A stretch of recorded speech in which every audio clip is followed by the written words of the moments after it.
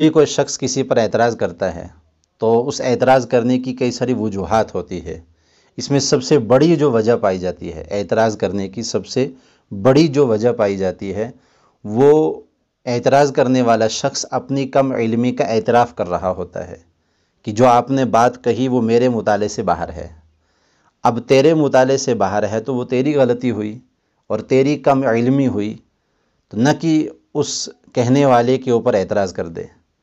چہ جائے کہ وہ یوں کہتا کہ یہ بات مجھے سمجھ نہیں آئی یا یہ بات میرے مطالعے سے باہر ہے، آپ مجھے سمجھا دے اور آپ بتا دے کہ یہ بات کہاں پر ہے، میں بھی اس کا مطالعہ کر لوں۔ ایک وجہ اعتراض کرنے کی سب سے بڑی اور جو اکثر پائی جاتی ہے لوگوں میں وہ کم علمی ہوتی ہے، اور اعتراض کرنے والا شخص اپنی کم علمی کا اعتراف کر رہا ہوتا ہے۔ اور دوسری وجہ اعتراض کرنے کی وہ حسد ہے کہ حسد آدمی کو اندھا کر دیتا ہے۔ اسی لیے حدیث میں ہے ایاکم حسد، حسد سے بچو، فإن الحسد یأکل الحسنات، حسد آدمی کی نیکیوں کو ایسے کھا جاتا ہے کما تأکل النار الحطب، جیسے آگ لکڑی کو کھا جاتی ہے، او قال الحشب، یا فرمائے کہ گھاس کو کھا جاتا ہے۔ حسد آدمی کے عقل پر پردہ ڈال دیتا ہے، اور حسد کی آگ میں جب کوئی جلتا ہے اور اتنا جلتا ہے کہ حسد کی بنا پہ آدمی حق کا منکر ہو جاتا ہے، وہ حق کا انکار کر بیٹھتا ہے حسد کی بنا پر جب کسی سے حسد ہوتا ہے۔ اللہ تعالی ہم سب کی حفاظت کرے۔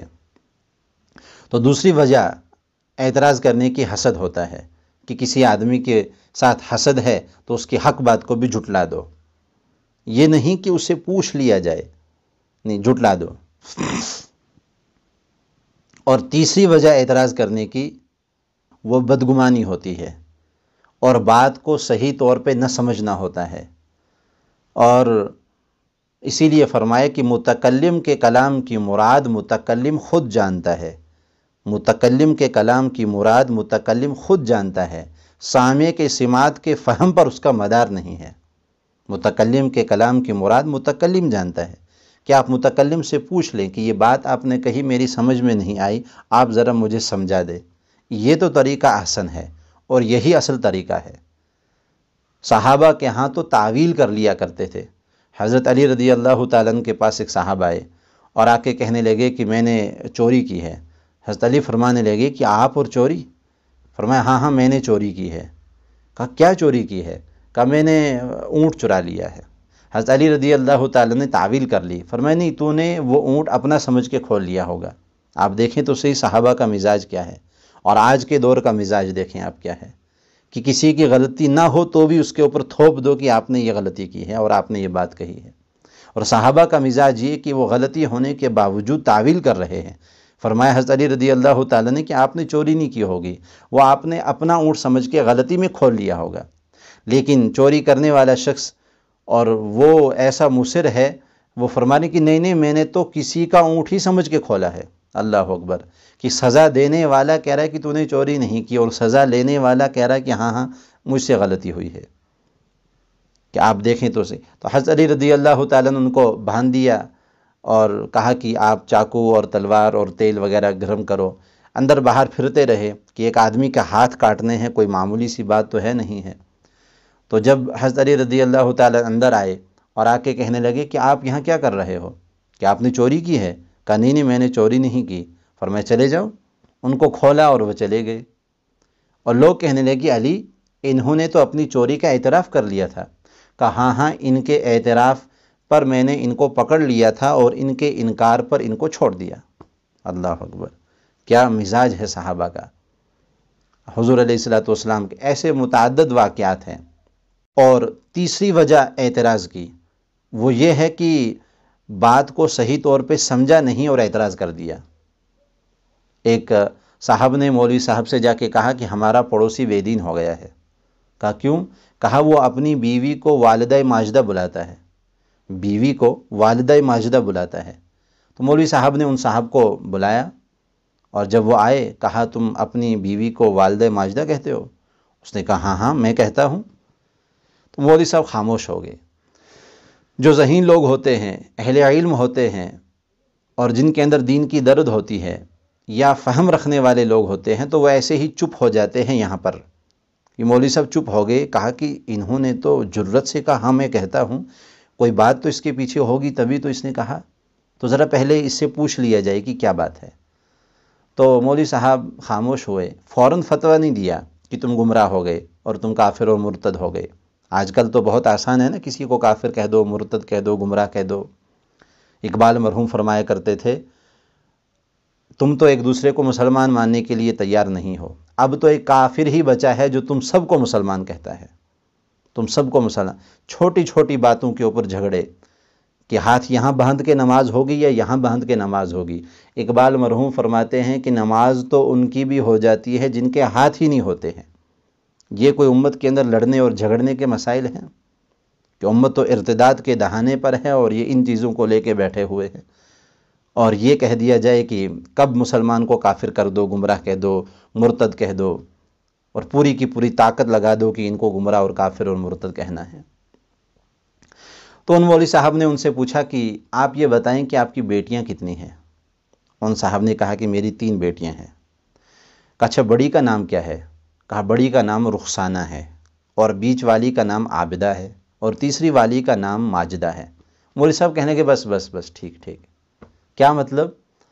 وہ یوں کہہ رہے تھے کہ میری بیٹی ماجدہ کی والدہ، ادھر آ بات سن، اور یہ سمجھ گئے کہ والدہ ماجدہ، یعنی وہ یوں کہتے تھے والدہ ماجدہ، یعنی میری بیٹی ماجدہ کی والدہ، ادھر آ بات سن۔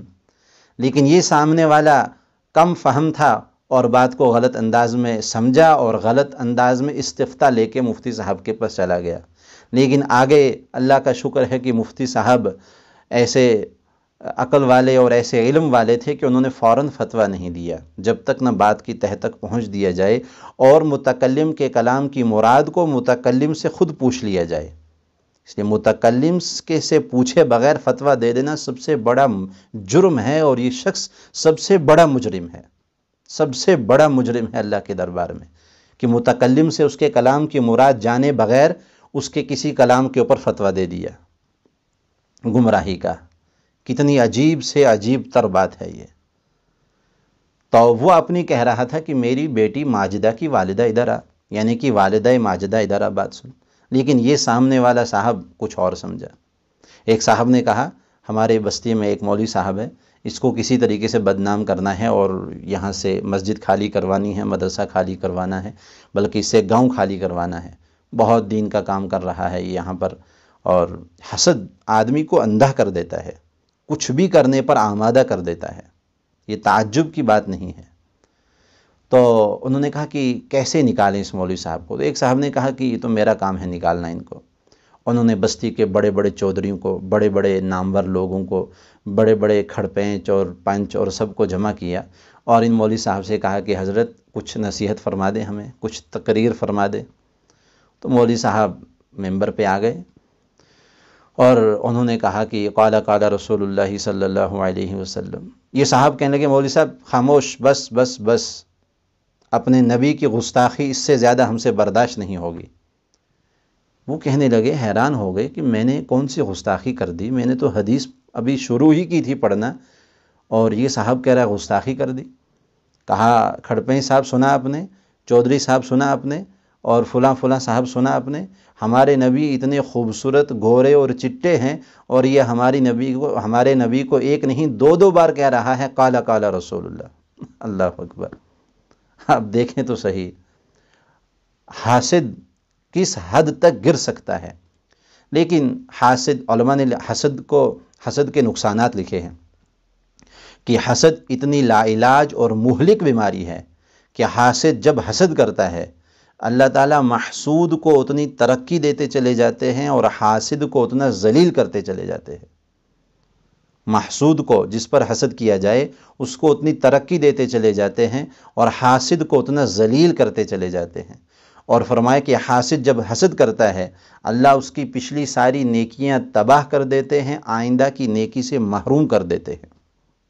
اس لیے کلام کو سمجھنا چاہیے کہ متکلم کیا کہہ رہا ہے، اور اگر سمجھ نہ آئے تو متکلم کے اوپر کوئی فتویٰ نہ لگاؤ، متکلم سے پہلے پوچھ لو کہ آپ کے کلام کی مراد کیا ہے، ہم اس کلام کو سمجھے نہیں، ذرا ہمیں سمجھا دے۔ یہ تو ہے دیانتداری اور امانت داری، اور اس سے ہٹ کے حسد پھر آدمی کو اندھا کر دیتا ہے، وہ حسد کی آگ کے اندر جلتا رہتا ہے، اور اللہ محسود کا کچھ بھی نہیں بگاڑیں گے، محسود کو اللہ ترقی دیں گے اور حاسد کو ہی ذلیل کرتے چلے جائیں گے۔